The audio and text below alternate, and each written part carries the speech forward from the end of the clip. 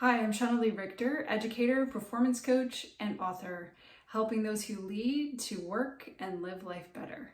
In today's video, we're going to talk about how to deliver feedback to a peer. We'll talk about preparation, conducting the conversation, including picking your style, handling resistance, and escape plans, and a follow-up strategy that really builds accountability in partnership with the other person. So let's dive in. How do we deliver feedback to a peer? Let's start with an example so that we have something to work with here. Imagine that we are a leader of a team and we have a peer who also leads a team, and the two groups work very closely together. We're hearing feedback from a variety of different individuals that our peer is being incredibly aggressive in meetings and other engagements, and we want to address this so that we can support the team and ensure a safe and cohesive environment. Before we go charging in, let's take a step back and ensure that we accurately prepare for this conversation. First of all, let's understand the problem. And in order to do that, we need a diverse set of opinions in order to take a variety of different ideas to understand the situation before talking with the individual. So ensure that you talk to a number of different people in different roles in very safe environments, and ensure them that they will remain anonymous so that you can get the information that you actually need. Now, the other piece of it is ensure that you have allies. Now, this is something that I encourage people of any role to do when working in an organization. It is really important to have allies of a variety of roles and places in the organization. So in this particular circumstance, before you go into this conversation, ensure that you have allies and that you have at least one person in a senior role that understands your perspective and is supporting you. So that, let's be honest, if this conversation was to go sideways, which these sometimes do, you have support and you have somebody in the organization that knows about this before you even had that conversation. And so that's a really big thing. I could do a whole video on allies, but I'll just leave it there as far as the context of this situation. And then the last part is, let's reframe the problem. So before going in, even though you are probably not super happy about having to have this conversation, and you may have a perspective of the individual, and it's maybe not a positive one at this point, let's reframe it, because this is an opportunity where it doesn't actually have to be negative, or at least all negative.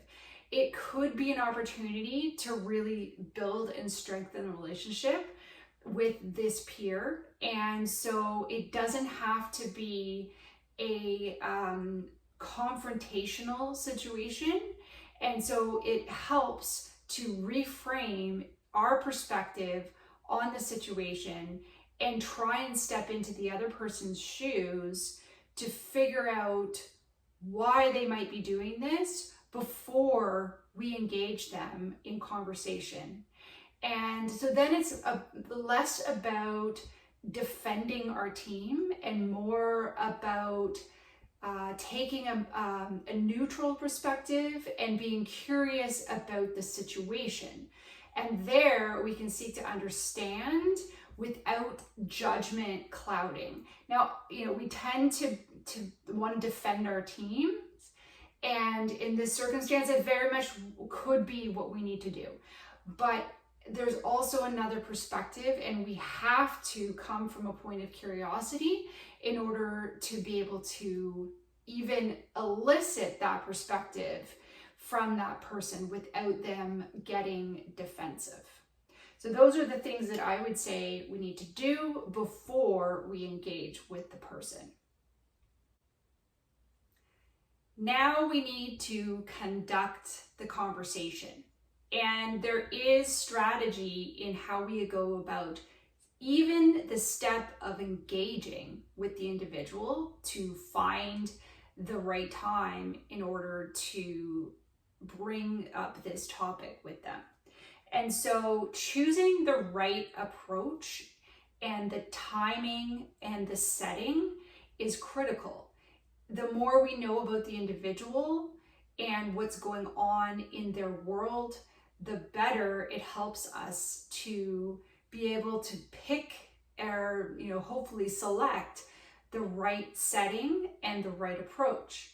And so if we don't know what's going on, then we may want to use our preparation and ask these kinds of questions with people who are closer to that individual. And so the one of the things that we need to do is also assess the style.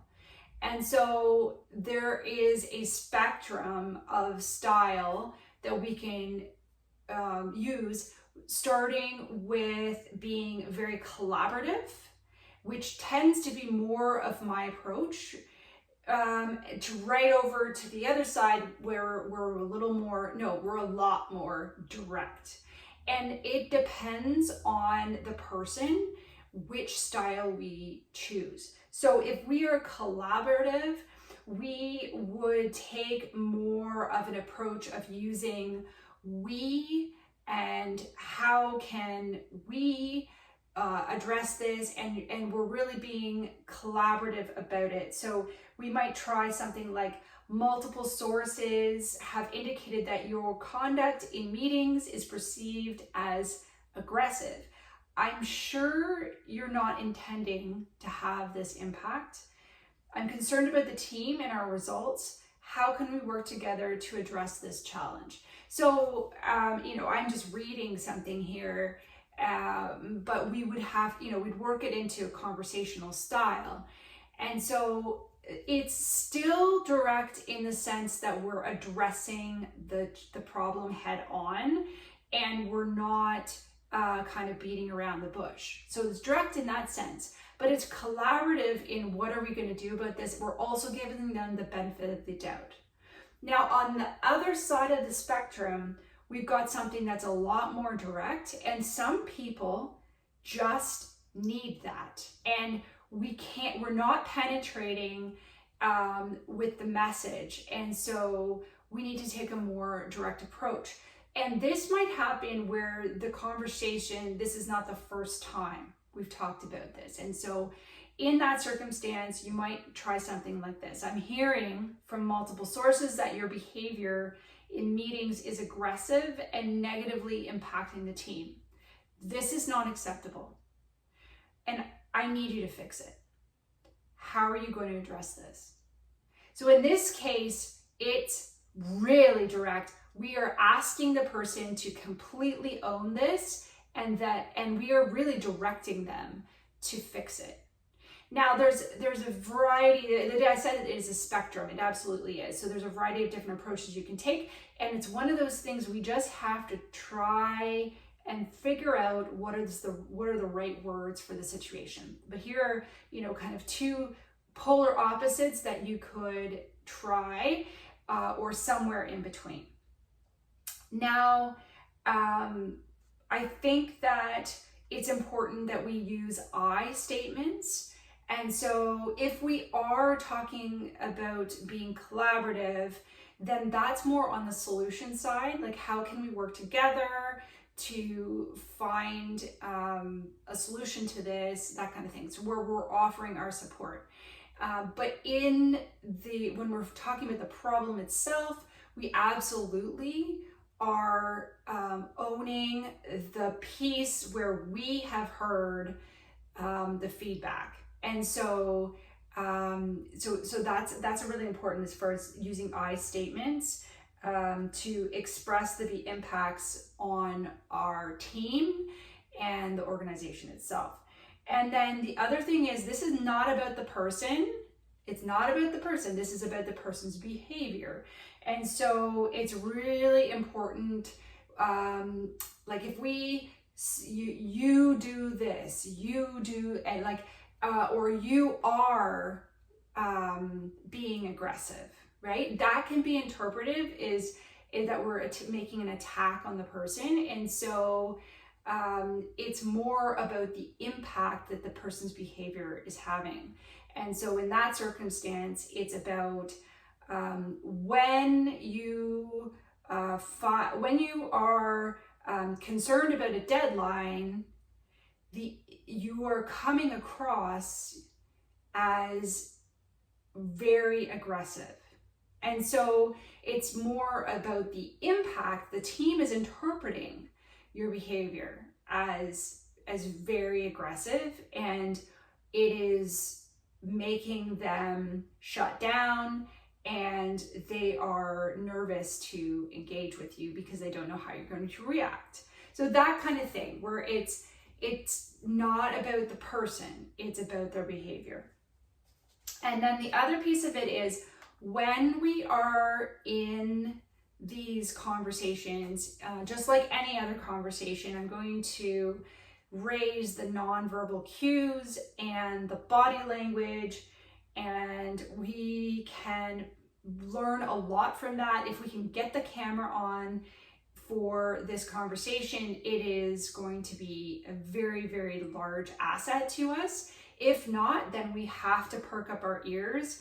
How is the person communicating?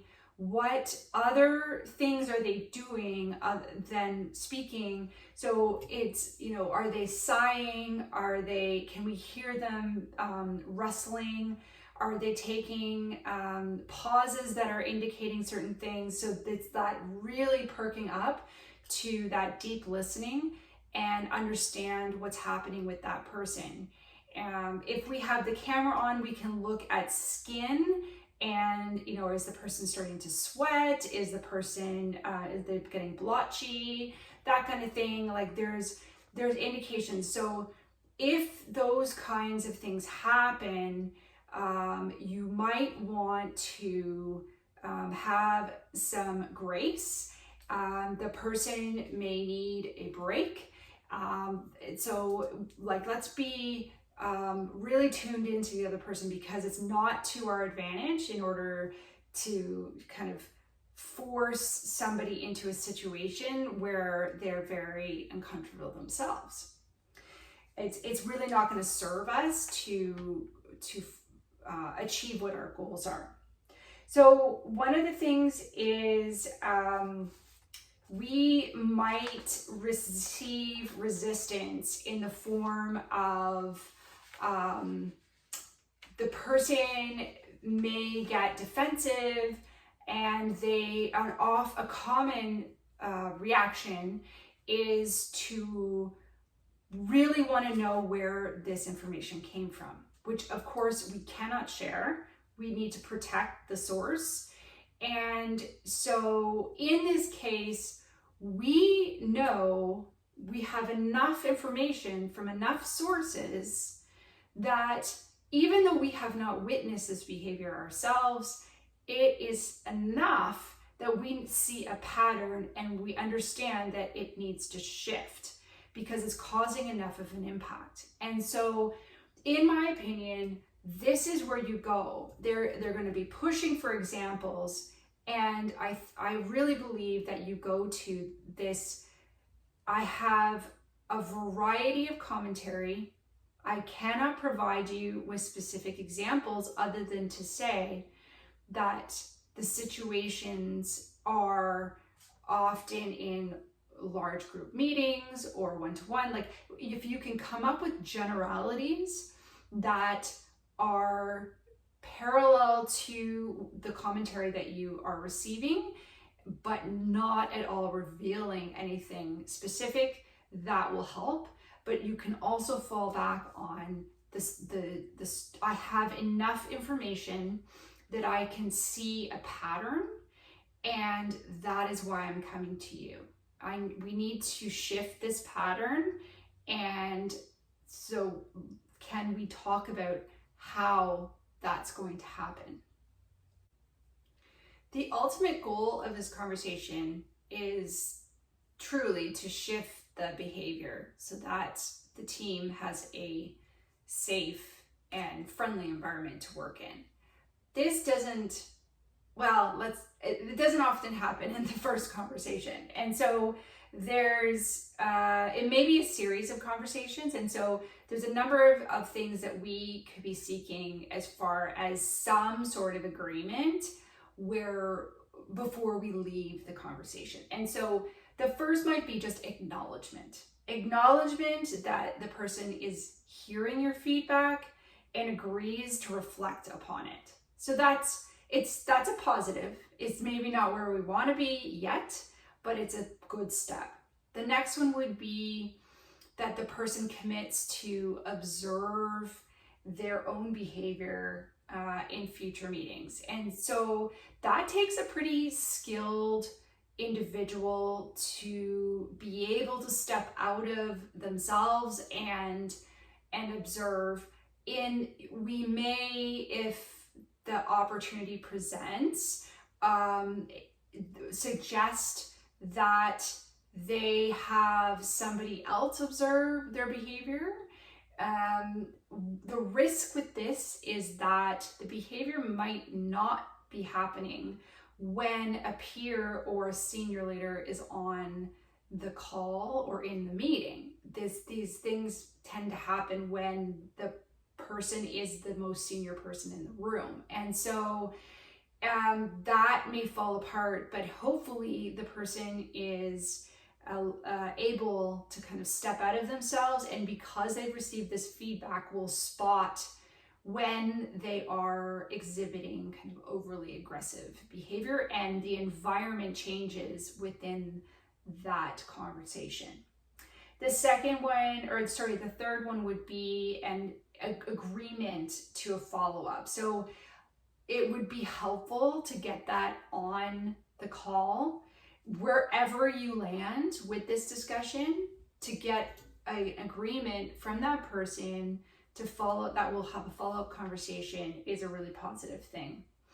And then, the other two would be, these are a gift, that the person absolutely accepts your feedback, is overwhelmingly willing to create a action plan and figure out how to shift their behavior. And then, that's unusual, but it's still possible. The last option that may happen out of this, and we might actually not even know that this happens, is that the peer agrees to seek support, such as coaching or training, to help address the behavior. And so that's something that doesn't usually come out of a peer-to-peer conversation. It's more of a senior leader to the peer, or it's something that they decide on their own. Unless the relationship between the peers is really strong, then it might come up. But that would be another positive outcome from this conversation. But ultimately, if we can seek to have agreement that there's some sort of continuance of the conversation, some sort of follow-up afterwards, then that is a great result. Now, I did mention an escape plan. Sometimes these conversations go a little sideways, it gets confrontational, or there's just it's not helpful. It's not going in the direction that it needs to, and we need to take a pause and regroup and try again at another time. And so if this happens, we need to be able to shut it down. And so I think it's best to be just direct about it. I think we've reached a point where we need to pause and regroup on this later, so that we each can reflect and come back at this when we're fresh. Something like that. And I think most people would be okay with that. And so I have had circumstances where somebody got very confrontational with me, and I've been hung up on. In that circumstance, actually, it was the other person that was coming to me to discuss a matter. I mean, these things happen, but it's about how do we respond. And so I would recommend, from a strategic perspective, not everybody operates with the same ethical standards. And if we provided feedback like this to someone, then they could be wounded by that feedback and looking to lash out at us. And in that circumstance, I would reach out to a senior leader ally after the conversation for a quiet debrief, both for support and advice, but also to ensure that somebody is aware of what actually transpired.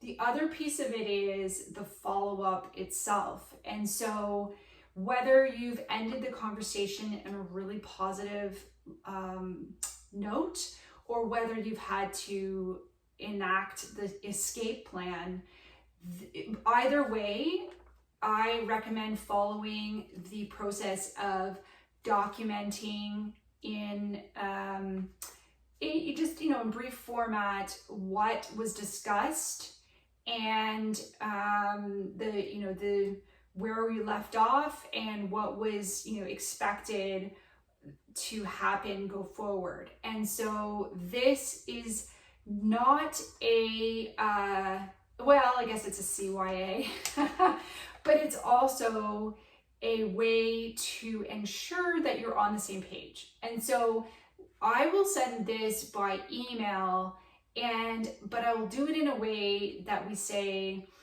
I'm giving the person the opportunity to challenge what I've said. So here's what I understand from our conversation, and I want you to tell me if that's an accurate reflection of the conversation.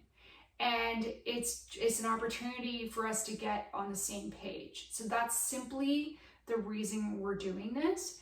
And then the other piece of it is, you can say, perhaps we can follow up in 2 to 3 weeks. I'll send a calendar item to hold the time. And that would be if you haven't gotten to an agreement to have a follow-up conversation.